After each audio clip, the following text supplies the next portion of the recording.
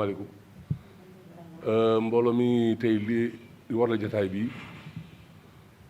du dara dul wax ci li xew actuellement Médina situation bi Médina nekk avec les travaux sur le réseau d'assainissement. D'abord balaa ñuy wax dara ñu demoon jéggalu d'abord ci waa population Médina parce que tey jii travaux yi koñ yëpp gas nañ ko tey Médina kenn xamul lu muy nduru koñ yëpp gas nañ ko ci période de nawet koñ yëpp ndox maa ngi fees dal ndox yaa ngi ball te bi gën a grave aussi réseau d'électricité bi dara marchétul koñ yu bari ils sont dans le noir. Ça veut dire que aujourd'hui la situation Médina ngi dund situation bu méttee métti lan moo ko waral c'est un marché boo xam ne état moo ko tëral du marché mairie. Il est vrai que l'assainissement moo mos a doon ittee mairie ñun bu ñu toogee ci mairie depuis 2009 ba tey jii li ñu gënoon itteel assainissement ci la bokk bu ñu ci toogee 2009 sous l'époque de Birame Sassoum Sy suñu première initiative moo doon nous occuper du réseau d'assainissement dem nañ ba bëgg jënd un camion hydrocureur pour la Médina pour le réseau d'assainissement parce que tout le monde sait que le problème de la Médina c'est l'assainissement qui date de la colonisation et que il y a une situation de surpeuplement boo xamante ne réseau bi antunutu ko mais bañ jógee 2009 pour laal réseau bi on a dafa jóg taxaw ne bu kenn laal réseau bi ku laal réseau bi ku fi indi sa camion dañ la porter plainte ñoom rek ñoo am droit laal réseau bi ñu dellu ginnaaw di liggéey ak ñoom bàyyi la ñoom ñu continuer gestion bi mais du jooytu pour ñu dafa ñu réflexion restauration changer waat réseau bi parce que réseau bi ci bari dafa yàqu ba loolu amee tey jii l'État sénégalais indi projet bi teg mooy restaurer defaraat réseau d'assainissement Médina Gueule Tapée ba Plateau mais dafa am defar ak defar naka lañ koy defaree tey jii tey Médina yëpp dañ ko gas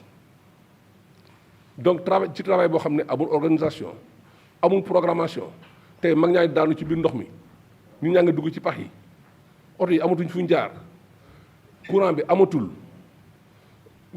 ndox maa ngi ball ndox yi ba ñaa ngi ball ko ñëpp mais loolu mooy problème loolu c'est une question d'organisation est-ce que ñu yore liggéey bi c'est des professionnels à la matière ou non tey jii dañu njàqare moo ñu taxaw woote parce que bëgg mu leer dañu bëgg tey di leeral que lii travaux yi ñu teg du travaux maire yi loxo maire yi nekku ci état sénégalais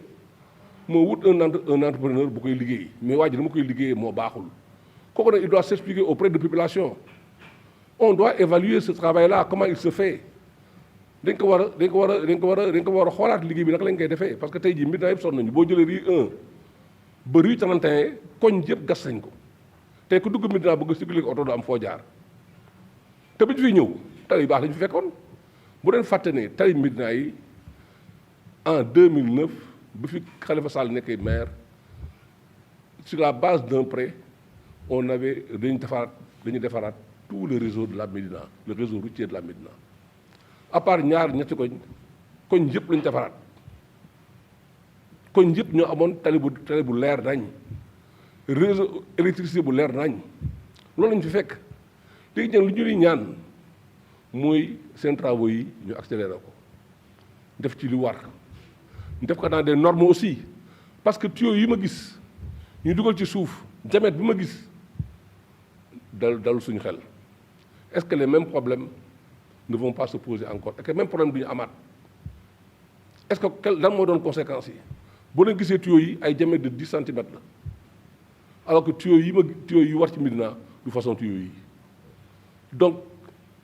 il y a li war léegi aujourd'hui mooy ñu évaluer liggéey bi fan la jaar naka lañ koy defee aujourd'hui parce que bëgguma tey ñu liggéey ba pare amaat fi une situation boo xam ne du noonu aussi bien ci biir assainissement bi que ci tali bi que ci éclairage bi parce que éclairage bu leer nañ lañ fi fekkoon fekk fi tali bu leer nañ fekk fi un réseau de pavage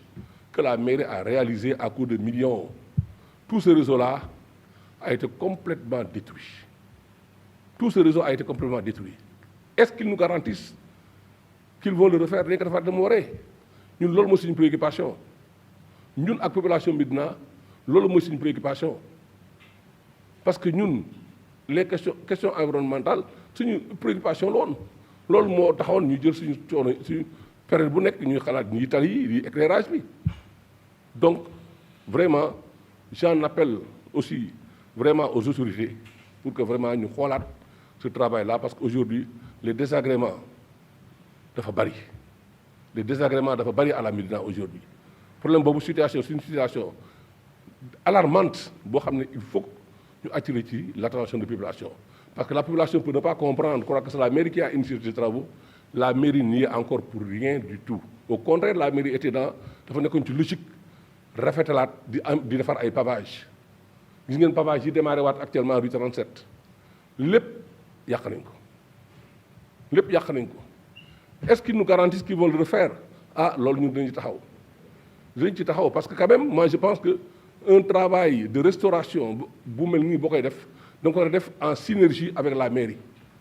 da nga ko war a def avec les techniciens de la mairie ñu xam parce que situation bi am actuellement il y a une situation de confusion ba nga xam ne population bi croit que c'est la mairie qui a fait ça la mairie ne l'a pas fait du tout nga bëgg loolu éclairage boobu moo war a tey suñu jotaay fii dégâts yi travaux yi indi même réseau Sen'Eau bi nga xam ne ñun Médina daaw ñu jooy ñàkk ndox tey Médina dañuy jooy ñàkk ndox régulièrement réseau Sen'Eau complètement détruit réseau électrique totalement détruit réseau routier totalement détruit yëpp tali bi yàq nañ ko courant bi yàq nañ ko ndox mi yàq nañ ko ka noppi ko kenn mënul noppi foog ñu attirer attention te bu ñu paree ci pàcc bii bi nga dalee Blaise Diagne jëm géej pàcc bii moo ci topp Blaise Diagne jëm Centenaire lañ jëm après jaar leen Gueule Tapée ji Gueule Tapée yëpp toj nañ ko bàyyi ko noonu di xaaraat encore ba kañ ce que j'appelle la programmation des travaux yow balaa ngay ñëw Médina liggéeyal Gueule Tapée bu mu jeex mais tranchées yi li ñu gas ni tey ji Médina moom la ñu gas Gueule Tapée ci Médina yëpp la ñuy wër tey ñu ngi ci dernière rue ñu ngi ci rue 33 bu ñu fa jógee dañuy jege Blaise Diagne bi war bi lañ jëm si moo tax rek ñun ñu teel a wax leeral population Médina que lii ñu def nii yoonu maire yi nekku ci mais maire dina artu devant dina ko wax devant dina ko def dina artu parce que quand même nous sommes des Médinois et que bu Médina souffrir ñun dañuy souffrir et comme on a droit à la parole je pense qu'aujourd'hui lii moom vraiment c'est l'occasion pour ñu leeral ko juddoo ci Médina boo xam ndox yi dañu daan ball tous les jours man ñi gën a sensible ci assainissement ci Médina ci laa bokk madame dañ naan yeewu dama naan yeewu minuit di xaar kaar bi camion hydrocureur bi di dàqanteeg moom biir Dakar foo toll bana maa ngi Colobane maa ngi Grand Dakar ka ngay ñëw Médina ba 2 heures du matin ba ngay xaar pour ngacc benn koñ moo tax sama doléance essentielle bi ma ñëwee ci mairie mooy assainissement Médina nag boo ko analyser boo ko fekkee ne da ngay jàngat feebar bi lu ko gën a indi mooy dafa yàgg tuyaux yu bari ci biir dañoo seey tuyaux yu bari dafa seey ci suuf ndox mi du jàll bi gën a grave encore kër yu bari la Médina dafa développé wu réseau bi entre population bi encore indiscipline nit ñi am na ñoo xam ne dañuy tabax ci kaw réseau bi situation dafa am na benn kër fii boo xam ne ci rue 6 bi ci kaw réseau bi lañ ko tabax situation bu doy waar lañu noonu donc tey jii bu ñu toogee ba tey état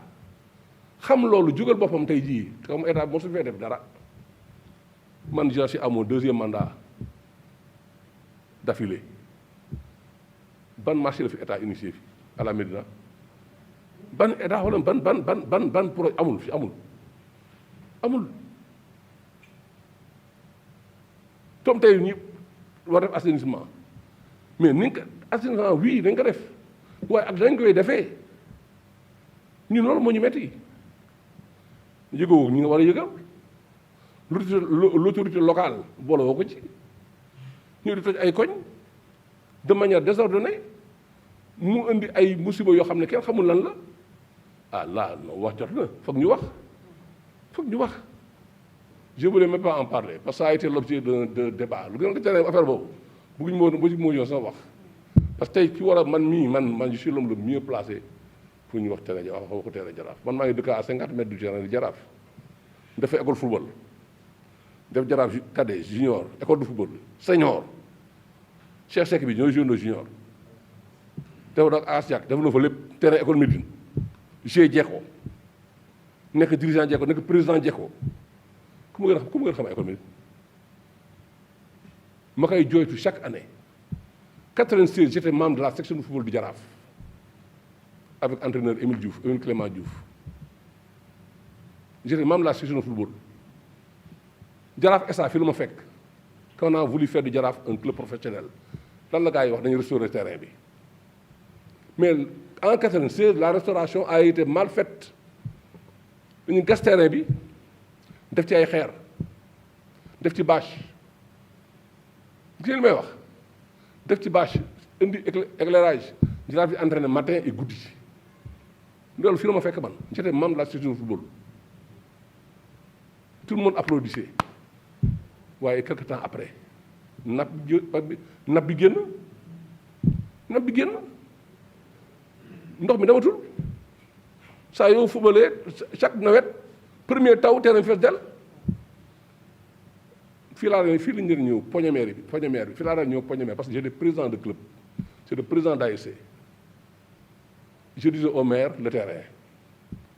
toujours le terrain et encore le terrain ñuy jëli ay camion suuf mun wax ñaata lañ ci sotti ASC yi doon kër yi di ci sonn xam nañ leen ba terrain bi amee problème ñu wuti suuf di ci sotti ASC Jekko la ASC Jàppo la ASC Sancaba la ASC Kanti la Ngaraaf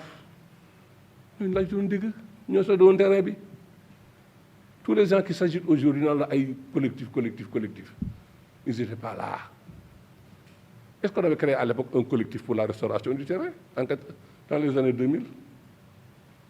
Les gens ne sont pas soucieux de cela. Chaque année tu viens, le terrain est rempli d'eau. Moi, président de club, je prenais mes joueurs, je les amenais à Castor pour jouer, je payais le quart. Je les amenais à Wakam pour jouer, je payais le quart. Loolu la ñu daan def. Donc, à un moment donné, dans cette mairie-là, notre préoccupation a été comment refaire le terrain. Est-ce que la mairie a le pouvoir financier de le faire pour 800 millions de budget? Amuñu ko xaalis maire dafa am nu muy génnee ñu recette ak dépense dafa am nu muy génnee dafa am loolu loi bi may ngay génnee doone am naa 800 millions rek 500 millions hëpp terrain mënul nekk et te 400 millions de dépenses de fonctionnement yi ngay fay salaire. Il faut penser à ça. Donc comment faire? Comme aujourd'hui il y a une tombe bu bees donné bu bees mën a am un promoteur ñu voter ici une délibération. C'est pas parce que des gens ont des problèmes avec le maire. Moi c'est pas mon problème. Mais on a voté ici à l'unanimité ce projet-là ici dans cette salle-là. Les gens l'ont voté cette délibération-là. Et le maire qu'est-ce qu'il doit faire? Il doit exécuter. Quand on dit projet d'un terrain synthétique à la Médina, chercher un promoteur. Le promoteur va le faire de manière gratuite. Ça, c'est impossible quand même. Il n'y a pas une œuvre de bienfaisance pour un terrain. Non, c'est un investisseur qui investit. Il y a un retour d'investissement. Il faut nga xam loolu. Loolu moo am fépp terrain synthétique yi nga gis Dakar yëpp. Un investisseur investit, il y a un retour d'investissement. Ba ci état wax naa leen péage baa ngi nii boo ko jaaree da ngay fay. Dakar la bokk de ay Dakar lañu ay Sénégalais lañu Macky Sall def na boo amul loo ko fayee Macky Sall def na dama nga jaar tali bi beneen tali bi ba mun a entraîner ko Médine nga dem terrain Ngaraaf nga dem terrain Maracana nga dem terrain Déggo mais jusqu'à ce que le terrain soit gratuit mais à l'heure actuelle le terrain ne peut être gratuit ku la wax loolu da lay nax une personne ne peut pas engloutir 300 millions sur ce terrain là pour restaurer le terrain, en faire un terrain idéal pour les jeunes de la Médina. Nous avons participé à la promotion du sport à la Médina. Nous avons terminé collectif pour non à la privatisation. Alors c'est une aberration parce qu'on est dans un siècle de privatisation.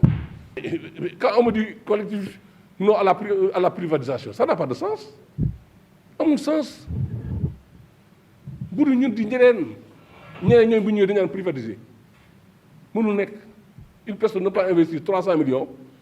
ne le bon merci. Œuvre de bienfaisance, amoul. Amoul. Il faut que les gens soient objectifs. Nous, on est une page de l'histoire. Cette page sera tournée. D'autres viendront. Qu'est-ce qu'on va laisser pour l'éternité? C'est ça qu'on laisse pour l'éternité. Il faut que les gens passent à ça.